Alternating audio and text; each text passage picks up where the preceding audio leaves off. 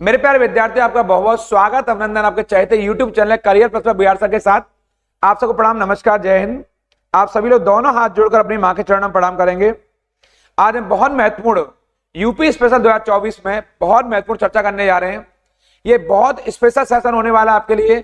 ये आपका जो दिखाई दे रहा है आपको, ये हमारी 7th क्लास चल रही है।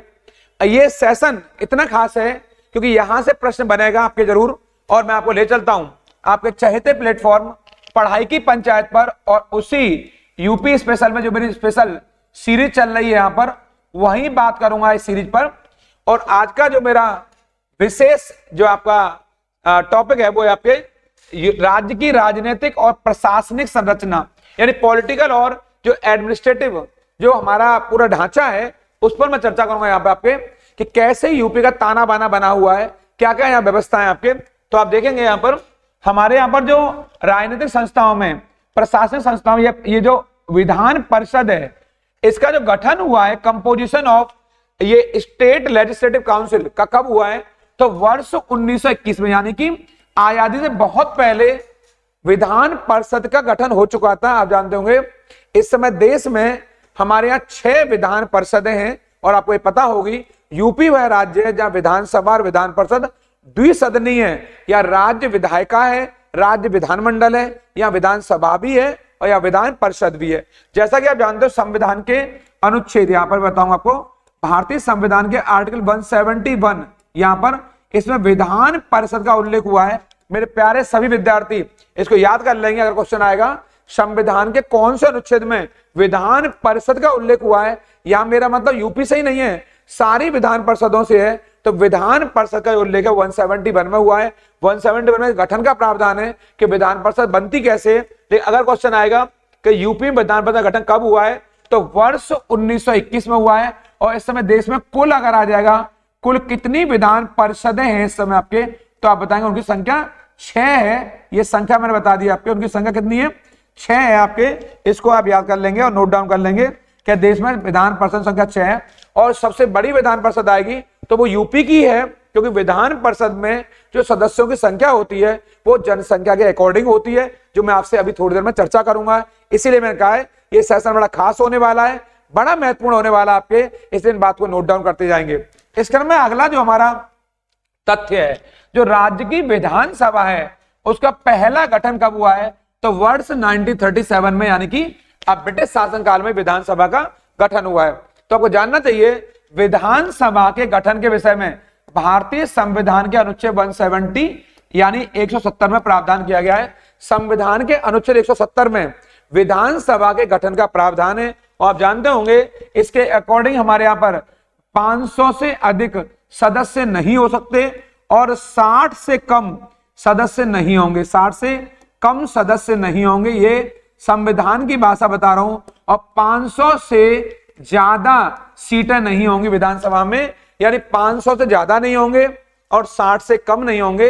यद्यपि इस संदर्भ में अपवाद भी है, तो जब मैं संविधान वाली क्लास बताऊंगा वो कौन कौन से राज्य या कौन कौन क्षेत्र हैं जहां सीटों की संख्या विधानसभा में 60 से कम रखी गई है। फिलहाल संविधान का अनुच्छेद 170 कहता है सीटों की संख्या किसी भी राज्य में 500 से ज्यादा नहीं होगी और 60 से कम नहीं होगी। लेकिन 60 से कुछ अपवाद वाले राज्य भी हैं, कुछ क्षेत्र भी हैं या 60 से कम सीटें हैं, उनकी मैं चर्चा मैं अगले वीडियो में करूंगा आपसे, जब संविधान वाले विषय पर वहां आऊंगा। फिलहाल यूपी स्पेशल पढ़ा रहा हूं, यूपी पर चर्चा कर रहा हूं, इसलिए आप बताएंगे यूपी की जो विधानसभा है, स्टेट लेजिस्लेटिव असेंबली, जो विद्यार्थी हमारे इंग्लिश मीडियम के, स्टेट लेजिस्लेटिव असेंबली, इसके मेंबर को एमएलए कहते हैं। और अभी मैंने पीछे बताया है जो आपको कौन सा, जो विधान परिषद बताया है, ये वाला विधान परिषद बताया है, इसको स्टेट लेजिस्लेटिव काउंसिल कहते हैं। इसको स्टेट लेजिस्लेटिव काउंसिल कहते हैं, स्टेट लेजिस्लेटिव काउंसिल कहते हैं। और इसके मेंबर को एमएलसी कहते हैं, यानी विधान परिषद का मेंबर आएगा तो उसे एमएलसी बोलते हैं, और विधानसभा का मेंबर आएगा तो उसे हमारे यहाँ एमएलए बोलते हैं, विधायक जी बोलते हैं यहाँ पर। और मैंने बता दिया है विधानसभा गठन आएगा तो 170 मारेंगे, और विधान परिषद आएगा तो 171 मारेंगे। कितने मेंबर विधान परिषद में हो सकते हैं, अधिकतम या न्यूनतम, अगले वीडियो में संविधान वाली क्लास में विशेष चर्चा करूंगा। मैं कहूंगा अगर चैनल सब्सक्राइब नहीं किया है जल्दी सब्सक्राइब कर लीजिए, लाइक शेयर कमेंट करना बिल्कुल नहीं भूलेंगे, क्योंकि ये वही चैनल है जो आपके लिए बहुत महत्वपूर्ण खास होने जा रहा है। यहां से प्रश्नों का बनना तय है। इन सारे प्रश्नों को आप लोग नोट डाउन करते जाएंगे। ये सारे प्रश्न आपके लिए बहुत बहुत महत्वपूर्ण होने जा रहे हैं। यूपी का पहला मुख्यमंत्री, बहुत इंपॉर्टेंट भी कर लेंगे ऊपर, अक्सर ये प्रश्न पूछा जाता है। तो जीबी पंत, कौन? जीबी पंत, गोविंद बल्लभ पंत, इनको रट लेंगे। आपके बहुत युग पुरुष हैं, आपके बहुत दिग्गज रहे हमारे। Govind Ballabh Pant is the first CM of UP. UP के पहले मुख्यमंत्री कौन है? तो गोविंद बल्लभ पंत है। इन्हें संक्षिप्त में आपके जीबी पंत भी कहा जाता है, और ये हमारे यहाँ पर पहले मुख्यमंत्री रहे हैं। इनको रट लेंगे यहां से। इस क्रम में आप देखेंगे यहां से, जो राज्य एवं देश की प्रथम महिला, यानी इसका मतलब क्या होता है? यानी अगर क्वेश्चन आएगा यूपी की पहली महिला सीएम कौन है, तो सुचेता कृपलानी है। कौन है वो? सुचेता कृपलानी है। यूपी की जो पहली महिला सीएम है, कौन है वो सुचेता कृपलानी है, first lady CM of UP. लेकिन ये भारत में किसी भी राज्य की पहली महिला सीएम है, अर्थात यूपी से पहले किसी भी राज्य में कोई महिला सीएम नहीं बनी है। ये बहुत इंपॉर्टेंट है। तो राज्य की तो पहली है ही, ये देश में भी किसी भी राज्य की पहली महिला सीएम है। बहुत महत्वपूर्ण आपके लिए। और आप जानते हैं जो सीएम की नियुक्ति होती है, सीएम की नियुक्ति, वो नियुक्ति कौन करते हैं? तो वो नियुक्ति राज्यपाल द्वारा की जाती है। किसके द्वारा की जाती है? वो नियुक्ति राज्यपाल द्वारा की जाती है आपके। ये बहुत महत्वपूर्ण है। और जो सीएम पद का जो उल्लेख हुआ है हमारे संविधान में, तो वो अनुच्छेद 164 में हुआ। कहां हुआ है? 164 में हुआ है, याद कर लेंगे। आपके संविधान के अनुच्छेद 164 में सीएम पद का उल्लेख हुआ है, और इसकी नियुक्ति कौन करते हैं? राज्यपाल करते हैं। मैं अनुच्छेदों पर इसलिए चर्चा कर रहा हूं आपके, क्योंकि इस बहाने से आपकी तैयारी बहुत अच्छी हो जाएगी, परिपक्व हो जाएगी, मैच्योरिटी आ जाएगी आपके अंदर।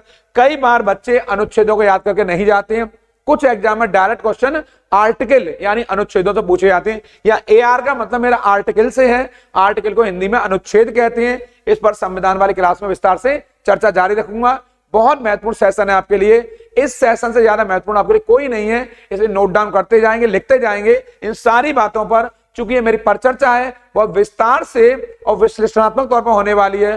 पूरी चीजों को उधेड़ दूंगा, खोल दूंगा, इनको ऐसे एनालिसिस कराऊंगा संक्षिप्त में और सटीक अंदाज में। इसलिए मैंने कहा है यूपी की पहली महिला सीएम महिला है सुचेता कृपलानी है, और इसके बाद दूसरी महिला एक और बनी हमारे यहाँ, सुश्री मायावती जी। तो यूपी में 2 महिला सीएम बन चुकी है हमारे यहाँ। तो पहली सुचेता कृपलानी है और इनके बाद सुश्री मायावती बनी है, जो पिछले वीडियो में आपसे चर्चा कर चुका हूं। इस क्रम में आप देखेंगे यहां से राज्य की प्रथम, यहां पर या ये राज्य देश की पहली महिला गवर्नर राज्यपाल कौन है? तो आपको जानना चाहिए इस क्रम में जो पहली राज्यपाल है वो सरोजिनी नायडू है। श्रीमती सरोजिनी नायडू ये भारत की बहुत महत्वपूर्ण वीरांगना, और आपका नेतृत्व रहा है राजनीतिक क्षेत्र में। गांधी जी के अनन्य भक्त, गांधी जी के अनन्य आपका विचारों में चलने वाली महिला भारत की। मैंने इनको लौह महिला तक कहा आपको पिछले वीडियो में। श्रीमती सरोजिनी नायडू यूपी की पहली महिला ही राज्यपाल नहीं है, यूपी की तो है ही, देश में किसी भी राज्य की पहली महिला गवर्नर रही है। नाम है श्रीमती सरोजिनी नायडू। इन्हें याद कर लेंगे, पिछले वीडियो में चर्चा कर चुका हूं। और आप जानते हैं भारतीय संविधान के कौन सा अनुच्छेद है, आर्टिकल है, जहां राज्यपाल पद का उल्लेख हुआ है? तो संविधान के अनुच्छेद 153 में, कहां पर? 153 में राज्यपाल के पद का उल्लेख हुआ है। या राज्यपाल के पद का उल्लेख कहां हुआ है? संविधान के अनुच्छेद 153 में, 153 में। इसको आप याद कर लेंगे, बहुत महत्वपूर्ण है। संविधान का अनुच्छेद 153, जोड़ देके कह रहा हूं, याद करके जाएंगे, ये आपके एग्जाम के लिए बहुत महत्वपूर्ण है। तो यूपी स्पेशल के साथ साथ मैं जीएस में भी संविधान के कुछ महत्वपूर्ण विषयों पर आपसे चर्चा कर रहा हूं। इनको आप याद करते जाएंगे, जो आपके एग्जाम को लिए विशेष है। स्वतंत्रता के बाद प्रथम विधानसभा अध्यक्ष, फर्स्ट जो लेजिस्लेटिव असेंबली के चेयरमैन है, जो फर्स्ट स्पीकर है, वो कौन है? तो वो राजर्षि पुरुषोत्तम दास टंडन है। कौन है वो? राजर्षि पुरुषोत्तम दास टंडन है। कौन है? राजर्षि पुरुषोत्तम दास टंडन जी है। ये फर्स्ट आपके विधानसभा के चेयरमैन है, और विधानसभा के अध्यक्ष को स्पीकर भी कहते हैं। क्या कहते हैं? इनको स्पीकर भी कहते हैं। इन्हीं को पीठासीन अधिकारी भी कहा जाता है। आपके मस्तिष्क में आ गया हुआ, इन्हीं को पीठासीन अधिकारी कहा जाता है। अध्यक्ष कहिए, पीठासीन अधिकारी कहिए, स्पीकर कहिए, एक ही बात कहिए, चेयरमैन कहिए, कोई अंतर नहीं पड़ता है। अगर आएगा यूपी विधानसभा के पहले चेयरमैन कौन रहे? तो राजर्षि पुरुषोत्तम दास टंडन जी रहे। ये आपके लिए महत्वपूर्ण और खास बात है। इस क्रम में देखेंगे आप लोग, स्वतंत्रता के बाद प्रथम विधान परिषद के जो अध्यक्ष हैं, यानी सभापति चेयरमैन है, वो कौन है? वो आपके चंद्रभाल जी हैं। जो आपके लिए महत्व कौन है? वो चंद्रभाल जी हैं। ये वाले अगर क्वेश्चन आएगा कि आपके विधान परिषद के पहले अध्यक्ष कौन रहे, विधान परिषद के सभापति कौन रहे, तो चंद्रभाल बताएंगे। और विधानसभा आएगा तो पुरुषोत्तम दास टंडन जी बताएंगे, जो मैंने आपको अभी पीछे बता दिया है। इस क्रम में देखें विधानसभा में सदस्यों की कुल संख्या कितनी है? तो 404 है, यानी कि 403 निर्वाचित हैं और एक मेंबर कौन है? मनोनीत है, यानी कि 403 प्लस 1 बराबर 404 हो जाएगा ये। लेकिन आप जानते होंगे ये जो एक सदस्य है वो कौन है? वो एंग्लो इंडियन सदस्य है। यहाँ पर कौन सा है? वो एंग्लो इंडियन सदस्य है। और आप जानते हैं संविधान के कौन से अनुच्छेद में? संविधान के अनुच्छेद 333 में यहाँ पर इस एंग्लो इंडियन सदस्य का प्रावधान किया गया है। विधानसभा में यहाँ पर राज्यपाल एक सदस्य को मनोनीत करने का, नॉमिनेट करने की पावर रखते हैं। संविधान में इसका उल्लेख हुआ है कि आर्टिकल 333 में वो विधानसभा में एक आंग्ल भारतीय समुदाय के व्यक्ति को मनोनीत कर सकते हैं यदि उन्हें ऐसा लगता है कि विधानसभा में एंग्लो इंडियन को प्रतिनिधित्व प्राप्त नहीं है, रिप्रेजेंटेशन नहीं मिला हुआ है, तो इस कम्युनिटी के एक व्यक्ति को वो यहाँ नॉमिनेट कर सकते हैं। लेकिन वर्ष 2019 में यहाँ पर एंग्लो इंडियन के प्रतिनिधित्व को समाप्त कर दिया गया। किसको? एंग्लो इंडियन को। यानी अब एंग्लो इंडियन का आरक्षण समाप्त कर दिया गया वर्ष 2019 से। इसका मतलब यह हुआ कि अब विधानसभा में जो सदस्य हैं वो केवल कितने रह गए? वो केवल 403 रह गए हैं आपके। और ये आपके लिए महत्वपूर्ण जानकारी है। लेकिन अगर आएगा 404 तो आप बता देंगे कि 403 निर्वाचित और एक एंग्लो इंडियन, इस तरह 404 होंगे। लेकिन अगर निर्वाचित हैं तो केवल 403 ही रहेंगे आपके। और एंग्लो इंडियन वाला प्रावधान, इनका आरक्षण 2019 से समाप्त कर दिया गया है। अब कोई एंग्लो इंडियन आपके किसी भी राज्य में या लोकसभा में 2 नियुक्त किए जाते थे, वो भी हट गए आपके, क्योंकि एंग्लो इंडियन के आरक्षण को हमारे यहाँ समाप्त कर दिया गया है। अब समय आ चुका है, एंग्लो इंडियन स्वयं अपने पैरों में खड़े हो चुके हैं आपके। उनकी संख्या मुट्ठी भर रह गई है, वो चुनाव में जीत कर भी आ सकते हैं। और उनकी संख्या कम होने के चलते उनका आरक्षण हटा दिया गया है। और वो इतने सबल यानी मजबूत बन चुके हैं आपके, और वो अपना अच्छा कर सकते हैं यहाँ से। इस क्रम में देखेंगे आप लोग विधान परिषद में सदस्यों की संख्या कितनी है? तो विधान परिषद में जो बड़ी संख्या 100 है, कितनी है? 100 सदस्य विधान परिषद में। तो विधानसभा आएगा तो 403 बताएंगे। अगर एंग्लो इंडियन शायद पूछेगा तो 404 कर देंगे, अगर पुराना पूछता है तो। और वैसे पूछता है वर्तमान में तो 403 बताएंगे। और विधान परिषद आएगा तो 100 बताएंगे आप लोग। ये देश की सबसे बड़ी विधान परिषद क्या है? सबसे बड़ी विधान परिषद है, जहां पर मेंबर की संख्या कितनी है? आपके मेंबर की संख्या आपके 100 है। इस पर चर्चा मैं आगे अगले वीडियो में जारी रखूंगा आप लोगों से, इसलिए लगातार इस चैनल से जुड़े रहेंगे। फिर कहूंगा सब्सक्राइब नहीं किया है, तेजी सब्सक्राइब करेंगे, लाइक शेयर कमेंट करना बिल्कुल नहीं भूलेंगे।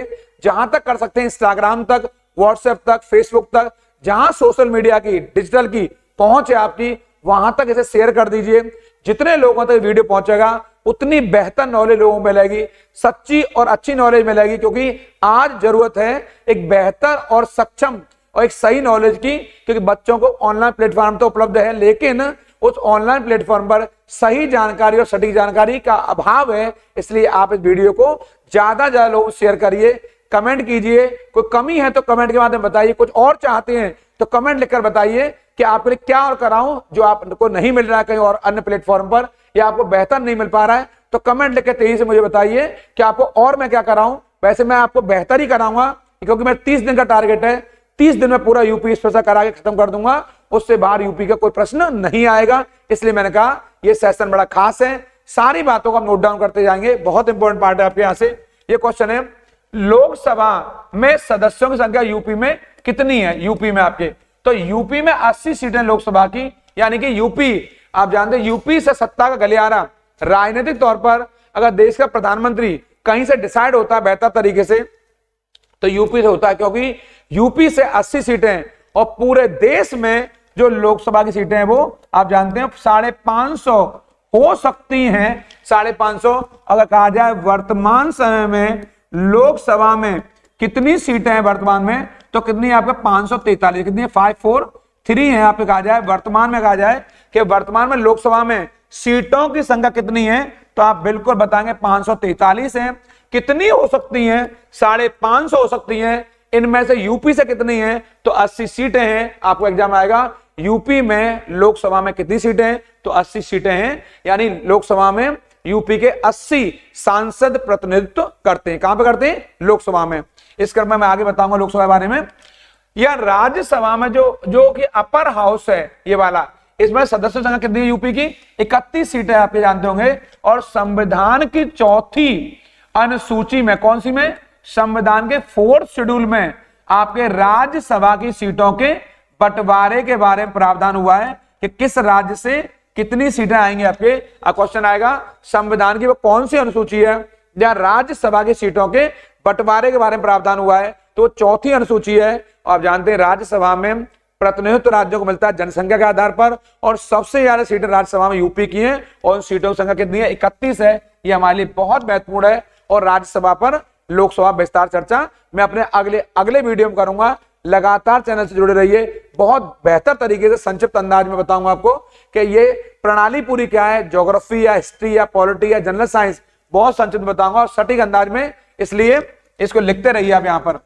ये जो अगली बात है, सर्वाधिक विधानसभा सीटों वाला जिला कौन सा है यूपी का?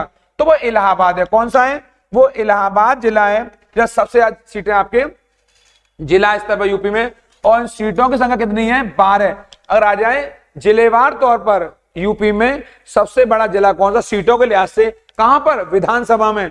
तो आप बताएंगे वो इलाहाबाद जिला है। और इलाहाबाद को इस समय प्रयागराज नाम हो चुका है। ये वाला प्रयागराज जिला नाम हो चुका है इसका। ये बहुत महत्वपूर्ण है, आपके इसको रटकर जाएंगे। बहुत महत्वपूर्ण जानकारी आपके लिए, ये आपके एग्जाम के लिए बहुत जरूरी है।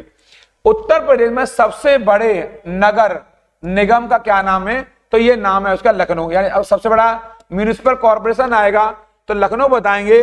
और उस क्रम में आपका दूसरा आएगा तो ये कानपुर बताएंगे इस क्रम में। और तीसरा अगर आएगा तो आपके इस क्रम में बताएंगे आपका गाजियाबाद। तो आपको ज्यादा नहीं तो लखनऊ को याद करके जाना है। सबसे बड़ा नगर निगम कौन सा है? हमारा लखनऊ है। और मैंने बताया नगर निगम की संख्या कितनी है? 17 है, जो पीछे चर्चा कर चुका हूं और आगे भी अभी चर्चा जारी रखूंगा आपसे। यहां देखेंगे इस क्रम में जो हमारा अनुसूचित जाति, ये वाला अनुसूचित मान होता है एससी, जो कास्ट है हमारी यहाँ पर अनुसूचित जाति के लिए जो आरक्षित विधान सभा में सीटें हैं वो कितनी है? तो विधानसभा में सीटों की संख्या 84 का की रिजर्व सीटों की। कहां पर? जो लेजिस्लेटिव असेंबली हमारे स्टेट में, विधानसभा में एससी जाति के लिए रिजर्व सीटों की संख्या कितनी है? 84 है। इसको याद कर लेंगे, कई बार ऐसे प्रश्न में हमारे एग्जाम में पूछ लिए जाते हैं। यहाँ पर इस तरह में आप देखेंगे अनुसूचित जनजाति यानी कि जो एसटी समुदाय के लोग हैं, यानी कि शेड्यूल्ड ट्राइब्स, जो कम्युनिटी के लोग हैं हमारे समाज में आपके, यानी यूपी में, उनके लिए रिजर्व सीटों की संख्या कितनी है? तो वो सीटें कितनी है? वो 2 सीटें हैं। कहां पर? आपके विधानसभा में। कहां पर? स्टेट लेजिस्लेटिव असेंबली में, जो मैं पीछे चर्चा कर चुका हूं। 170 में उल्लेख हुआ है इसका। और यूपी की बात कर रहा हूं आपसे, तो बहुत महत्वपूर्ण सटीक जानकारी है। रिजर्व सीटें आएंगे एससी के लिए तो 84 मारेंगे, और अगर आएगी एसटी आएगा तो 2 सीटें बताएंगे इनके लिए यूपी के अंदर। अनुसूचित जाति के लिए जो आरक्षित सीटें कहां पर? जो लोकसभा में, अब मैं बात कर रहा हूं लोकसभा की, संसद में बात कर रहा हूं आपसे, तो वहां पर इस समुदाय के लोग, किस समुदाय के लिए? जो एससी कम्युनिटी के लोग, उनके लिए जो सीटें हैं वो कितनी रिजर्व की गई हैं आप पे? उनकी संख्या 17 है। यानी कि लोकसभा में एससी समुदाय के लिए रिजर्व सीटों की संख्या, जो आरक्षण किया गया है, रिजर्वेशन दिया गया है, वो एससी समुदाय के लिए 17 सीटें हैं जो लोकसभा में रिजर्व हैं। इसको आप देख लेंगे यहां से ये आपके यहाँ हमारे क्षेत्र से, ये बहुत महत्वपूर्ण यूपी से आपके। इसमें आप आगे देखेंगे ये हाई कोर्ट जो हमारा है यहाँ पर, ये कहां पर है? इलाहाबाद में। कहां पर है? ये इलाहाबाद में स्थित। अगर आएगा कि यूपी का इलाहाबाद, यूपी का जो हाई कोर्ट है, यानी कि यूपी का जो उच्च न्यायालय, क्या है इसको बोलते हैं? उच्च न्यायालय। क्योंकि कई बार विद्यार्थी हमारे उच्च न्यायालय में और उच्चतम न्यायालय भेद नहीं कर पाते हैं। ये हाई कोर्ट की बात कर रहा हूं मैं आपसे। आप जानते होंगे संविधान के अनुच्छेद कौन सा? 214। कौन सा? 214 के अनुसार, किसके अनुसार? संविधान के अनुच्छेद 214 के अनुसार प्रत्येक राज्य के लिए एक हाई कोर्ट होगा। क्या होगा? प्रत्येक राज्य के लिए एक हाई कोर्ट होगा। इसका प्रावधान हुआ है कहां पर? आपके संविधान के अनुच्छेद 214 में, जो आपके लिए बहुत महत्वपूर्ण और स्पेशल जानकारी ये वाली क्वेश्चन आएगा। उच्च न्यायालय का उल्लेख कहां हुआ है? संविधान के अनुच्छेद 214 में हुआ है। इस पर चर्चा मैं आगे फिर करूंगा आपसे अगली वीडियो में। आप बताएंगे यूपी का हाईकोर्ट कहां पर है? तो इलाहाबाद में स्थित है। और आप देखेंगे इस क्रम में इलाहाबाद उच्च न्यायालय में इस समय कितने न्यायाधीश हैं? अगर आ जाए तो इलाहाबाद उच्च न्यायालय में इस समय न्यायाधीशों की जो संख्या है, अगर ये आ जाए न्यायाधीशों की संख्या आ जाए, न्यायाधीशों की संख्या अगर आ जाती है वर्तमान में, मैं आज की बात कर रहा हूं आपसे, वर्तमान में कितने जज हैं यहाँ पर? तो लगभग 95 जज हैं यहाँ पर आपके माननीय, आपके ये सारे माननीय हमारे आदरणीय जज हैं, इनकी संख्या 95 है यहाँ पर। और क्वेश्चन आए वर्तमान में कौन मुख्य न्यायाधीश, तो आप बताएंगे इस समय जो मुख्य न्यायाधीश हैं यूपी में उच्च न्यायालय में वो प्रीतिंकर, आपके ये प्रीतिंकर, यहाँ पर प्रीतिंकर दिवाकर हैं ये वाले, ये बहुत बहुत आदरणीय हैं। जो चीफ जस्टिस ऑफ स्टेट है हमारे यूपी के, कौन है वो प्रीतिंकर दिवाकर हैं। इसको आप रट लेंगे यहां से, ये आपके लिए बहुत महत्वपूर्ण जानकारी। आपके Pritinkar Diwakar is the chief justice of state, यानी कि इलाहाबाद उच्च न्यायालय के जो मुख्य न्यायाधीश हैं वो प्रीतिंकर दिवाकर हैं। और इलाहाबाद उच्च न्यायालय में जो न्यायाधीशों की संख्या है वर्तमान में वो 95 है। सिक्किम उच्च न्यायालय में न्यायाधीशों की संख्या इस समय 3 है। सिक्किम एक राज्य है हमारा, छोटा राज्य है, वहां जनसंख्या के लिहाज से छोटा राज्य यूपी का, आपके इंडिया का। और सिक्किम हाईकोर्ट में न्यायाधीशों की संख्या कितनी है? 3 है इस समय। जबकि सबसे बड़ा हाईकोर्ट अब वर्तमान में जजों की संख्या के लिहाज से वो इलाहाबाद हाईकोर्ट है और वहां संख्या इनकी 95 है। यद्यपि संख्या पूरी नहीं है, वहां संख्या बहुत बड़ी चाहिए। आपके कम से कम माना जाता है 165 जज होने चाहिए। बड़ी रिक्तियां पड़ी हुई हैं, इनकी संख्या भरी जानी चाहिए, क्योंकि जजों की संख्या कम होने के चलते लोगों को तारीख पर तारीख का सामना करना पड़ता है। ये हमें सबको मालूम है, ये बात किसी छिपी हुई नहीं है। जो इलाहाबाद हाई कोर्ट है इसकी बेंच कहां है? तो इसकी बेंच जो है, बेंच माने, बेंच का मतलब होता है शाखा से, क्या होता है? ब्रांच कह सकते हैं, खंडपीठ कह सकते हैं। तो इसकी एक खंडपीठ है, वो भी पूर्वांचल में ही है, यानी पूरब में है। वो कहां पर है? वो लखनऊ में। एक लंबे समय से पश्चिम क्षेत्र में पीठ की मांग की जा रही है कि वो पीठ या तो आगरा बनाई जाए, कहां बनाई जाए? आगरा बनाई जाए, या वो पीठ आपके मेरठ बनाई जाए। लेकिन ये मांग भर है, लोग कहना है कि ये पीठ पश्चिमी क्षेत्र के लिए, पश्चिमी यूपी के लिए आगरा या मेरठ में से कहीं बननी चाहिए। लेकिन ना तो आगरा में बनी है ना मेरठ में बनी है। ये पीठ भी कहां पर है? लखनऊ में है। तो इलाहाबाद हाईकोर्ट आपके वो भी पूरब में है, जो लखनऊ बेंच है वो भी पूरब में है। पश्चिम के लोगों को बड़ी समस्याओं का सामना करना पड़ता है। अक्सर कहा जाता है कि कहीं ना कहीं पश्चिम में एक पीठ होनी चाहिए। फिलहाल पेपर में आएगा इलाहाबाद उच्च न्यायालय है, उसकी एक ही बेंच है, एक ही खंडपीठ है। वो भी कहां पर है? वो लखनऊ में स्थित है। इसको देख लेंगे, ये ब्रांच है इलाहाबाद हाईकोर्ट की। मंडल कितने हैं? मंडल आपके 18 हैं, जो पीछे बता चुका हूं। इस मंडल को कमिश्नरी क्षेत्र भी कहते हैं, पीछे चर्चा कर चुका हूं इस विषय पर। कमिश्नरी एरिया कितने हैं? आपके 18 हैं। ये 31/3/2017 से हुआ है आपके, यानी यूपी में आएगा। जिले कितने हैं? 75। और मंडल कितने हैं? तो 18 हैं, जो मैंने अभी पीछे भी चर्चा की है आपसे। जनपद आएगा, जिले इस पर बात कर चुका हूं। जिलों की संख्या 75 है। बार बार बता रहा हूं इस बारे में आपके, क्योंकि मैं चर्चा कर चुका हूं। यूपी में हमारे यहाँ कितने जिले हैं? तो 31/3/2017 से यूपी में जिलों की संख्या 75 है। रटकर जाएंगे, मंडल आएंगे तो 18 है। इस चैनल को सब्सक्राइब करना बिल्कुल नहीं भूलेंगे, लाइक शेयर कमेंट करना बिल्कुल नहीं भूलेंगे, क्योंकि इसी चैनल पर धूमधड़ाका होने वाला आपके लिए बहुत महत्वपूर्ण परिचर्चा लेकर आ रहा हूं, बहुत महत्वपूर्ण सेशन आपके लिए बनाने वाला हूं। लगातार बने रहिए और बिल्कुल सटीक तरीके लिखिए, बार बार दोहराइए, बार बार रिवाइज कीजिए, क्योंकि ये वर्ष आपके लिए बड़ा महत्वपूर्ण है। अभी नहीं तो कभी नहीं। उन लोगों का जरूर ख्याल रखिए जो आपका ख्याल रखते हैं। प्रणाम, नमस्कार।